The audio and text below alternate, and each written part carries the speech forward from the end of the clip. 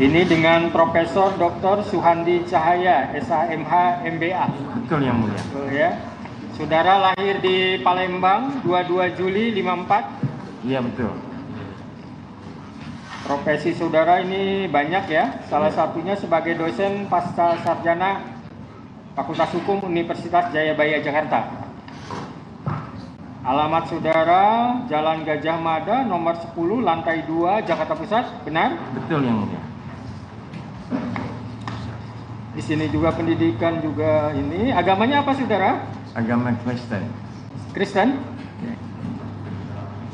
Saudara kenal dengan pemohon Peggy Setiawan? Tidak kenal. Tidak ada hubungan keluarga juga ya? Tidak ada. Baik ya. Baik. Sebelum ahli memberikan pendapat, terlebih dahulu disumpah, silakan berdiri.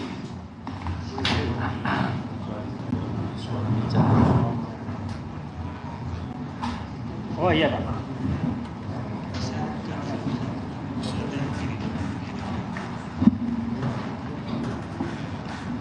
Ya. Ya. Demi Tuhan saya berjanji. Demi Tuhan saya berjanji. Sebagai ahli. Dalam perkara ini. Akan memberikan. Pendapat. Soal-soal. Yang dikemukakan. Menurut ilmu pengetahuan saya. Dengan sebaik-baiknya. Dan sebenar-benarnya. Silakan duduk kembali ahli.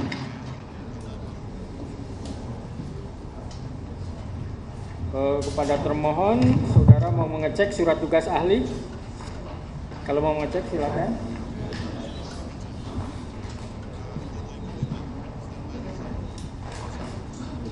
Ya silakan, ini surat tugas.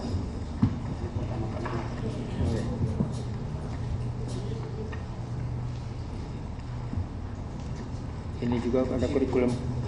Bisa diambil juga, ini salah satunya juga ada di kami. Ya, ada juga sama ya. Oke. Ya.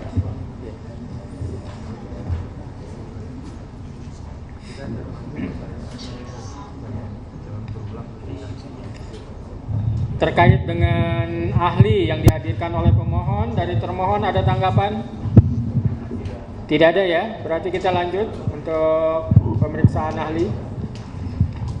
Ahli ya, di sini saudara dihadirkan sebagai ahli apa? Ahli hukum pidana dan acara pidana. Hukum pidana dan acara pidana ya. Baik ya. Saya yang pertama pertanyaan yang simpel dan sederhana biar masyarakat tahu karena ini diliput banyak sampai ke pelosok-pelosok. Apa sih pra peradilan itu? Nah, itu pertanyaan biasanya dari pra peradilan itu ada di dalam pasal 77 KUHP. Jadi seseorang yang merasa dilanggar haknya, terutama hak asasi manusia yang dilakukan oleh penyidik, maka dia berhak untuk menuntut pra peradilan. Ya. Siapa saja yang boleh mengajukan pra peradilan, Pak? Yang boleh mengajukan pra peradilan adalah si calon tersangka atau tersangka ataupun kuasa hukumnya ataupun ahli warisnya. Ruang lingkup pra peradilan itu terkait apa aja Pak dari pasal tersebut? Jadi ruang lingkup pra peradilan itu sebagaimana pasal 77 karena salah penangkapan, salah penahanan ataupun salah penyitaan, dan ada perkembangan yang namanya the living law, maka ada penetapan salah menetapkan sebagai tersangka. Itu yang terakhir. Ada perluasan tidak sekarang objek pra peradilan itu? Ya, ada perluasan, termasuk rehabilitasi juga di sana. Dari putusan MK itu? Dari putusan MK nomor 21.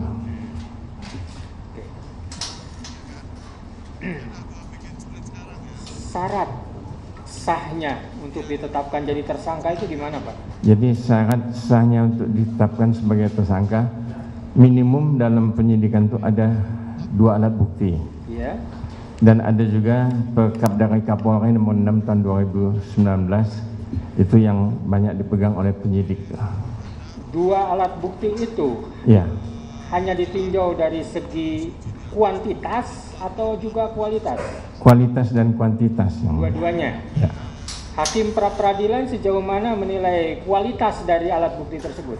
Kualitas dari alat bukti tersebut yang betul-betul punya connect dengan apa yang telah dilakukan oleh tersangka dan pemeriksaan yang dilakukan oleh penyidik.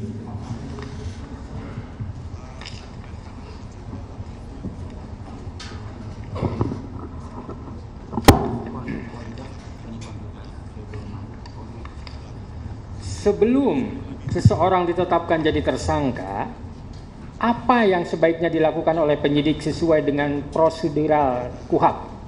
Ya, sebagaimana pasal 1 ayat 10, semestinya penyidik itu memeriksa dengan selengkap-lengkapnya dan secermat-cermatnya. Dan setelah ada pemeriksaan menurut Perkap nomor 6 tahun 2019, maka sebelum ditetapkan jadi tersangka mesti ada gelar, internal gelar, atau kalau misalnya ada pengacara dari tersangka, biasanya pengacara tersangka diikutkan untuk gelar. Itu lebih fairness.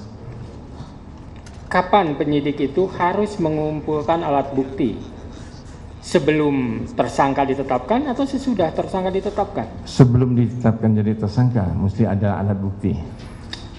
Apakah seseorang ditetapkan jadi tersangka wajib diperiksa terlebih dahulu atau bisa juga belakangan?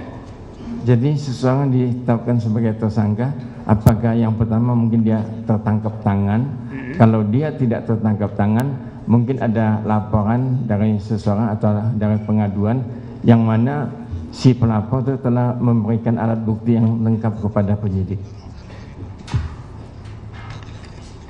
Jadi kesimpulan saudara, apa harus diperiksa terlebih dahulu atau tidak si calon tersangka itu?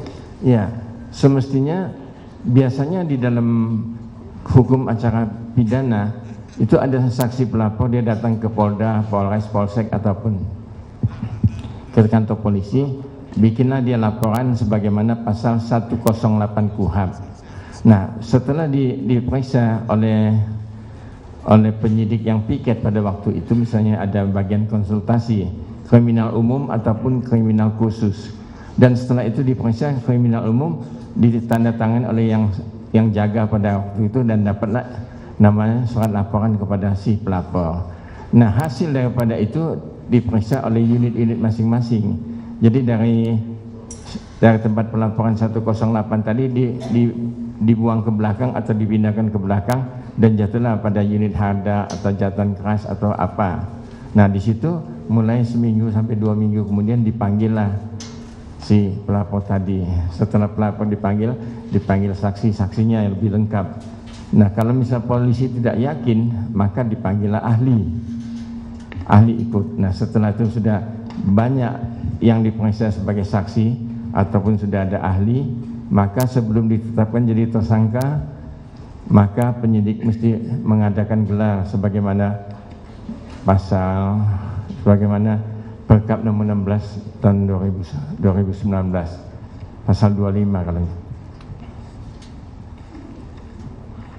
Apa syarat-syarat seseorang dikatakan DPO, masuk dalam kategori DPO?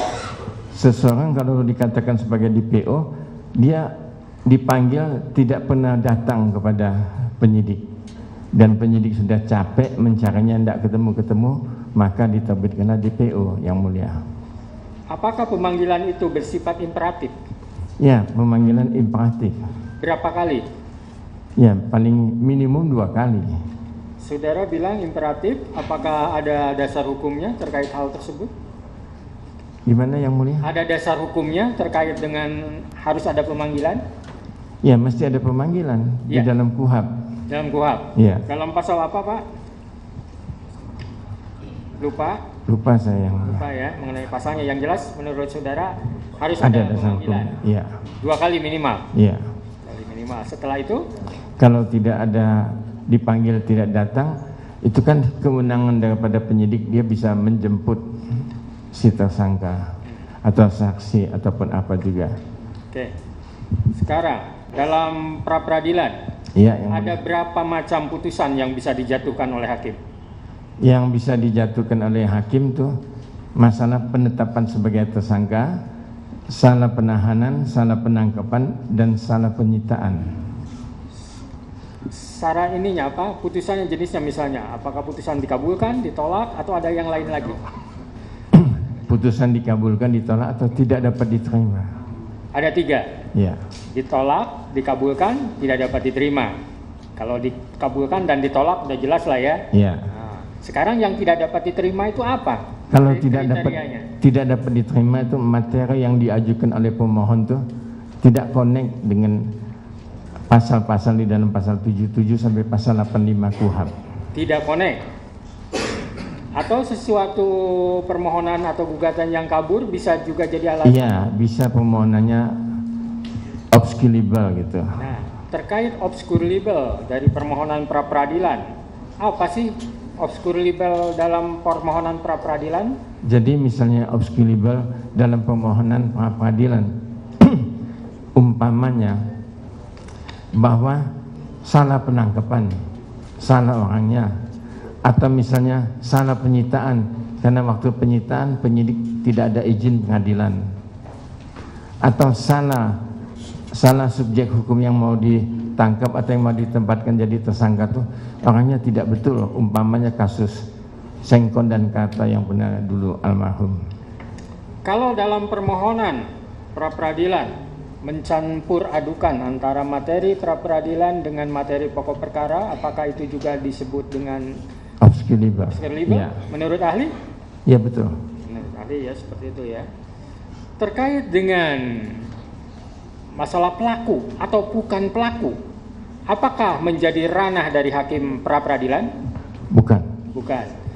Terkait dengan bersalah atau tidak bersalah, apakah masuk dalam ranah pengadilan pra peradilan? Bukan. Terkait dengan error in persona, apakah termasuk wewenang dari hakim pra peradilan? Bukan.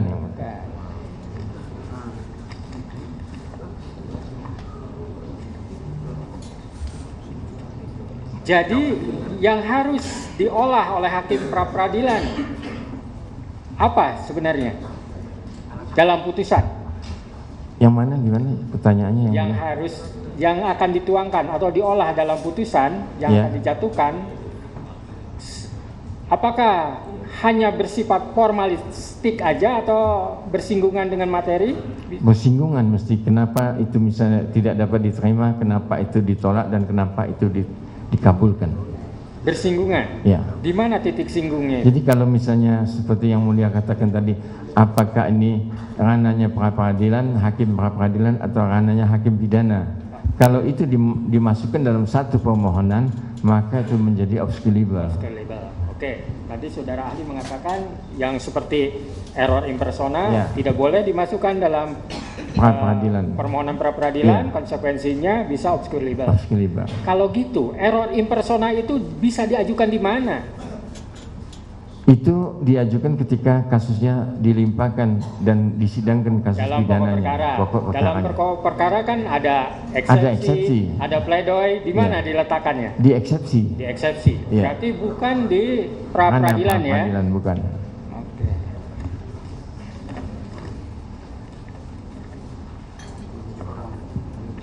Silakan dari pemohon untuk mengajukan pertanyaan. Enggak. Silakan, Bang.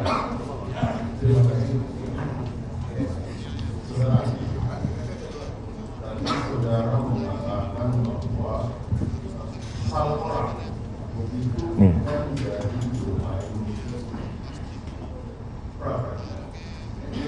Yang saya ingin menanyakan, kalau seumpamanya ada orang yang kemudian diduga bahwa dia pelakunya, tapi bahwasanya dia bukan pelaku, apakah dia bisa dimasukkan dalam pra-peradilan? Salah tangkapnya itu. Iya. Bisa kalau dia salah tangkap, salah tahan. Salah tahan, salah sita, salah menetapkan sebagai tersangka. Bisa. Sebentar. Kita biar lurus dulu biar jelas ya. Tadi salah tangkap. Sejauh mana hakim pra peradilan bisa mengatakan bahwa si A itu bukan pelakunya, bisa salah tangkap? Coba Pak. Coba diulangin yang mulia. Tadi ada istilah salah tangkap bisa masuk ke area wilayahnya hakim pra peradilan. Bagaimana bisa hakim pra peradilan itu mempertimbangkan, membuktikan dalam putusannya bahwa si A itu bukan pelakunya? Ya, kalau misalnya itu tertangkap tangan, itu kan bisa langsung. Misalnya itu bukan dia yang melakukannya, itu salah tangkap. Apakah itu nanti tidak bersinggungan sama pokok perkara? Karena nanti akan memutuskan bersalah atau tidak bersalah. Iya, Atau tidak tadi sudah saya jelaskan yang mulia, apabila dalam tuntutan peradilan itu tidak mempunyai kayak kalau dua kualifikasi hukum. Dua, jadi kalau dia misalnya masalah ini memang ranah peradilan sebagaimana pasal 77 sampai 85 KUHP, dan kalau misalnya bukan itu yang masuk dalam ranah hakim, jadi kasus pokoknya itu digabungkan, maka itu tidak bisa. Jadi kesimpulan ahli gimana terkait dengan salah tangkap? Ya, kalau dia cuma salah tangkap, enggak ngomong yang lain-lain, saya rasa itu masuk ranah peradilan. Peradilan. Iya. Maksudnya apa buktinya untuk membuktikan bahwa salah tangkap? Harusnya si B, bukan si A. Gimana coba?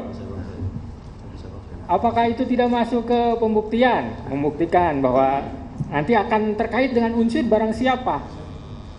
Ya, kalau itu penyidiknya salah tangkap, mestinya kuasa hukum atau keluarga itu ngasih tahu, Pak, bahwa itu bukannya, kasus ini bukan si A yang melakukannya. Kenapa si A-nya ditangkap? Nah, itu kan masuk ke pembuktian maksudnya, Pak. Ya, tapi belum sidang pokoknya belum mulai yang mulia. Nah, misalnya di saya kata ini misalnya ini bukan si A pelakunya tapi si B. Nah, untuk meyakinkan saya bahwa pelakunya si B gimana?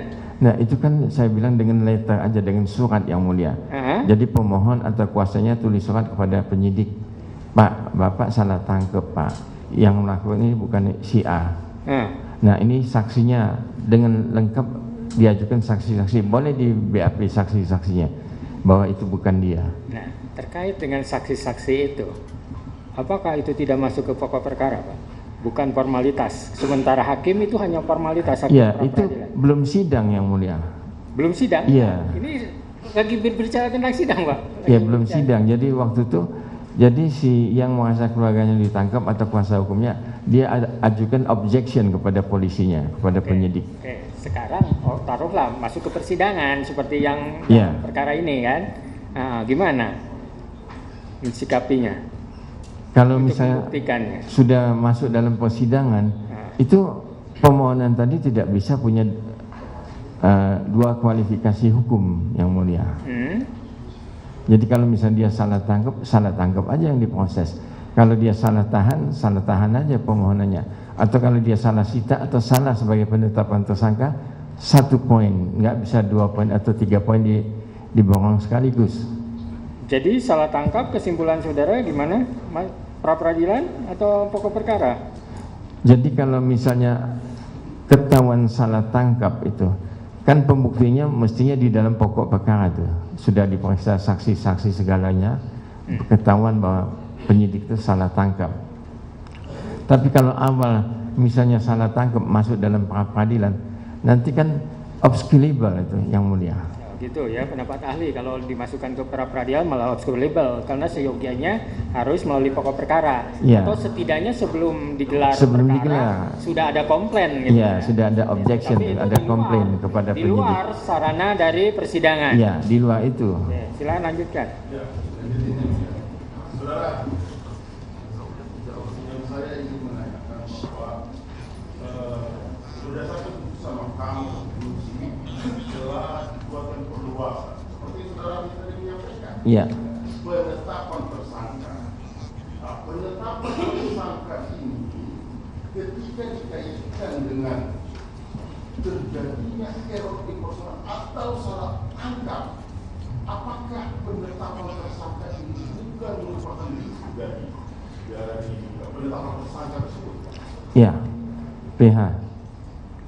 Penetapan tersangka juga banyak contoh jurisprudensi ataupun ditetapkan sebagai tersangka lantas ditahan atau ditangkap oleh penyidik, terutama kasus-kasus yang dipegang oleh KPK tuh.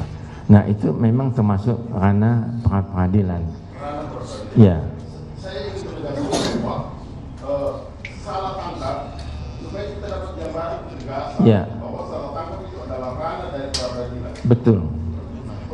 Masuk dalam lingkup penetapan tersangka ya. Iya. Kemudian saya ingin menanyakan bahwa dalam menetapkan seorang DPO, apa saja sih syarat dan secara mengenai? Jadi kalau untuk menetapkan seseorang sebagai DPO, yang ditetapkan sebagai DPO itu mesti dipanggil dulu, ada surat panggilannya. Iya, iya.